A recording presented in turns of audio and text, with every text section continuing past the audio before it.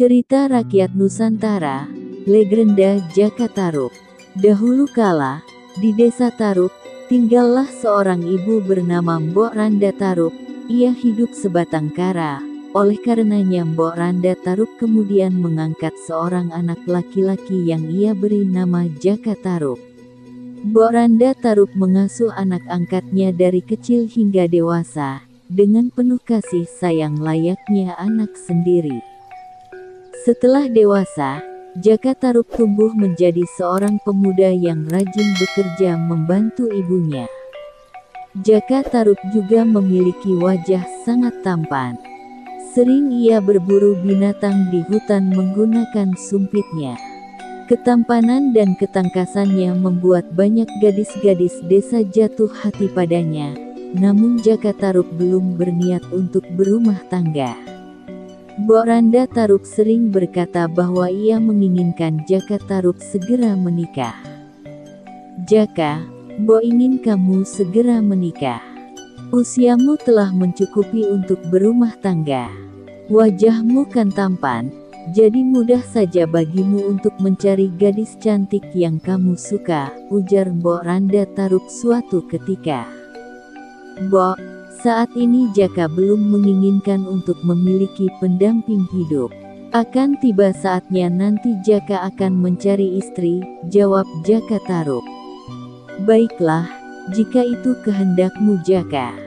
Mbok hanya mendoakan yang terbaik bagimu." "Mbok sangat menyayangi Jaka," ujar Mbok Randa. Hingga pada suatu hari, Mbok Randa Tarub meninggal dunia karena sakit. Sedangkan Jaka Tarub belum juga menikah. Kepergian Mbok Randa yang telah mengasuhnya sejak kecil membuat Jaka Tarub sangat sedih. Terlebih mengingat ia belum juga menikah saat Mbok Randa meninggal. Sejak kepergian Mbok Randa, Jaka Tarub berubah menjadi seorang pemuda pemalas. Ia sering melamun sendirian karena merasa semangat hidupnya hilang. Jaka Tarub melihat 7 bidadari. Pada suatu siang, seperti biasa Jaka Tarub tidur di rumahnya. Di dalam tidurnya ia bermimpi memakan daging rusa yang amat empuk dan lezat.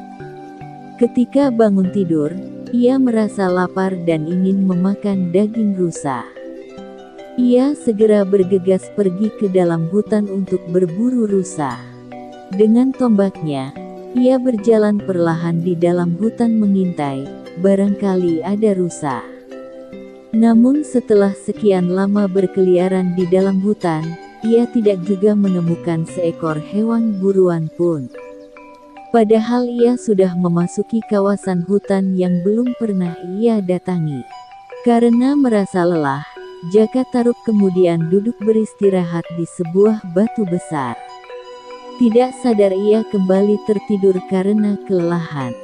Pada saat tertidur, sayup-sayup ia mendengar suara-suara perempuan tengah bercanda. Ia pun terbangun untuk mencari sumber suara tersebut. "Aku mendengar suara-suara perempuan.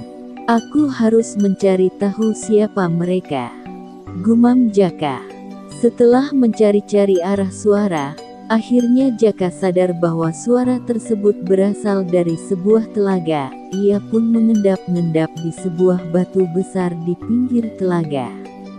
Dari balik batu, Jaka melihat ada 7 perempuan sangat cantik tengah mandi. Latar peranjat merasa heran, bagaimana mungkin ada 7 perempuan cantik jelita bisa mandi di tengah pedalaman hutan. Sungguh aneh, siapa mereka? Kenapa mereka bisa berada di tengah hutan lebat, ujar Jaka dalam hati. Jaka mencuri selendang bidadari. Ketujuh perempuan tersebut sangat luar biasa cantik. Ia tidak pernah melihat perempuan secantik mereka. Oleh karena itu ia sangat berhasrat untuk menikahi salah satu dari mereka. Saat ia melihat 7 selendang tergeletak di pinggir telaga, Jaka Tarub mengambil sehelai selendang menyembunyikannya. Kemudian, "Aku ingin menikahi salah satu dari mereka.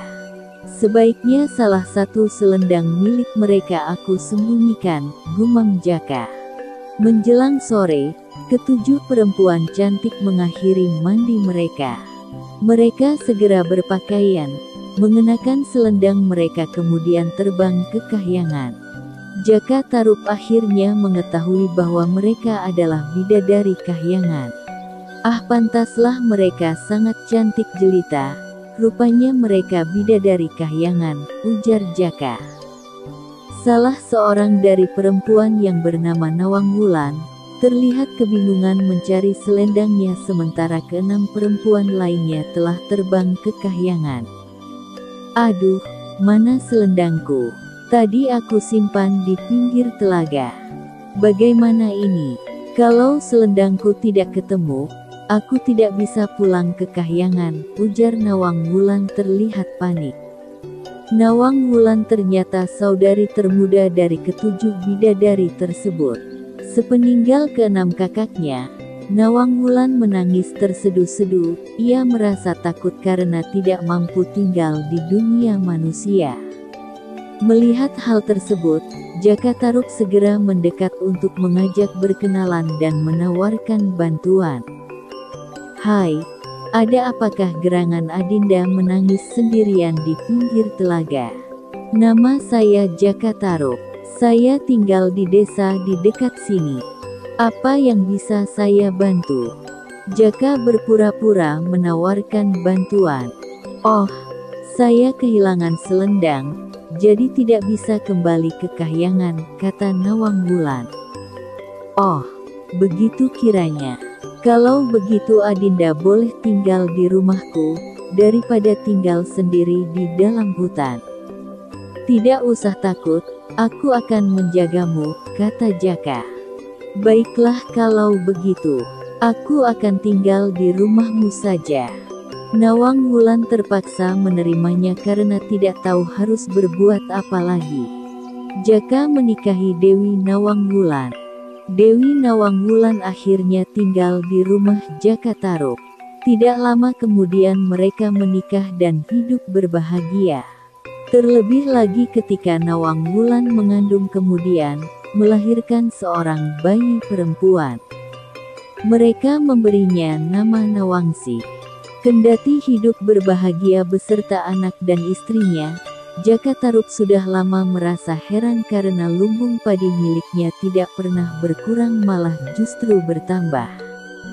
Setiap hari istrinya memasak dengan mengambil beras dari lumbung padinya tapi tidak sedikit pun lumbung padinya berkurang. Entah kenapa padi milikku tidak pernah berkurang malah bertambah banyak. Padahal setiap hari istriku memasak, gumam Jaka keheranan. Hingga suatu hari, sang istri tengah menanak nasi tapi memiliki keperluan di sungai. Nawang Wulan kemudian berpesan pada suaminya untuk menjaga apinya dan jangan membuka tutup kukusan nasi. Kakanda, aku sedang menanak nasi tapi ada keperluan sebentar di sungai. Kakanda tolong jagakan api, jangan sampai mati atau terlalu besar. Tolong juga Kakanda jangan membuka tutup kukusannya, kata Nawang Wulan. Baiklah, Kakanda akan menjaganya, kata Jaka. Setelah istrinya pergi ke sungai, Jaka merasa penasaran dengan pesan istrinya untuk tidak membuka tutup kukusan nasi. Karena tidak sanggup menahan rasa ingin tahu, ia kemudian membuka kukusan nasi. Ia merasa kaget ketika mendapati di dalam kukusan hanya ada sebutir beras. Aneh, istriku hanya memasak sebutir beras. Pantas lumbung padiku tidak pernah berkurang. Jaka berkata dalam hati. Kesaktian Nawang Wulan hilang. Ketika Nawang Wulan pulang dari sungai, ia mendapati ternyata di dalam kukusan hanya terdapat sebutir beras. Di dalam kukusan hanya ada sebutir beras, berarti suamiku melanggar larangan dengan telah membuka kukusan ini, kata Nawang Wulan. Nawang Wulan ternyata memiliki kesaktian yang tidak dimiliki manusia biasa. Ia bisa menanak sebutir padi menjadi sebakul nasi. Nawang Wulan akhirnya mengerti bahwa suaminya telah membuka kukusan tersebut. Walhasil, kesaktian Nawang Wulan yang dirahasiakannya menjadi musnah. Sebagai akibatnya, kini ia harus bekerja sebagaimana manusia biasa seperti menumbuk padi, menampi hingga menanak beras menjadi nasi. Lambat laun lumbung padi milik Jaka Tarub pun habis. Dewi Nawang Wulan pulang ke kahyangan. Suatu ketika Nawang Wulan hendak mengambil beras di lumbung padi. Namun sayang beras yang tersedia tinggal sedikit. Ketika mengambil sisa-sisa beras, tiba-tiba menyembul selendang miliknya yang telah lama hilang. Nawang Wulan akhirnya sadar dan marah mengetahui kenyataan bahwa ternyata suaminya lah yang menyembunyikan selendang miliknya. Ia segera mengenakan selendang tersebut kemudian bergegas menemui suaminya. "Suamiku, gara-gara Kakanda membuka tutup kukusan, kesaktianku menjadi hilang dan membuat lumbung padi kita habis. Dan juga ternyata, selama ini engkau menyembunyikan selendangku. Semuanya adalah rencanamu. Sampai di sini berakhir sudah hubungan kita. Aku akan kembali ke kahyangan," kata Nawang Wulan. "Aku minta maaf istriku. Aku mengakui semua kesalahanku. Tapi tolong jangan pergi tinggalkan aku dan anakmu, Nawangsi." Jaka Tarub memohon pada istrinya. "Maaf Kakanda, aku harus pulang ke kahyangan. Tolong jaga baik-baik putri kesayangan kita, Nawangsi. Tolong Kakanda buatkan dangau di dekat rumah. Letakkan Nawangsi setiap malam di dangau. Aku akan datang setiap malam untuk menyusui putri kesayangan kita. Dan tolong jangan mengintip saat aku tengah menyusui Nawangsi. Selamat tinggal." Nawang Wulan kemudian terbang ke kahyangan. Jaka Tarub merasa sedih dan sangat menyesal dengan perbuatannya. Ia segera membuat dangau di dekat rumah. Dan sesuai permintaan istrinya, ia meletakkan putrinya, Nawangsi, setiap malam di dangau untuk disusui oleh Nawang Wulan. Jaka Tarub leluhur dinasti Mataram. Sejak saat itu, Jaka Tarub menjadi pemuka di desanya dengan gelar Ki Ageng Tarub. Brawijaya, Raja Majapahit saat itu, bersahabat baik dengan Ki Ageng Tarub. Suatu hari, Brawijaya menginginkan agar Ki Ageng Tarub merawat keris pusaka miliknya yang bernama Kiai Mahesa Nular. Oleh karenanya Brawijaya kemudian mengirim 2 orang utusan yaitu Ki Buyut Masahar dan Bondan Kejawan untuk menemui Ki Ageng Tarub. Bondan Kejawan merupakan putra kandung Brawijaya. Oleh karenanya Ki Ageng Tarub meminta agar Bondan Kejawan tinggal bersamanya di desa Tarub. Sejak saat itu, Bondan Kejawan tinggal bersama Ki Ageng Tarub dan diganti namanya menjadi Lembu Peteng. Setelah Lembu Peteng dan Nawangsih tumbuh dewasa, Ki Ageng Tarub pun menikahkan keduanya. Waktu berlalu Ki Ageng Tarub meninggal dunia. Lembu Peteng menggantikan posisinya sebagai Ki Ageng Tarub yang baru. Lembu Peteng dan Nawangsih memiliki seorang putra bernama Ki Ageng Getas Pandawa. Setelah dewasa, Ki Ageng Getas Pandawa memiliki seorang putra yang bergelar Ki Ageng Selah.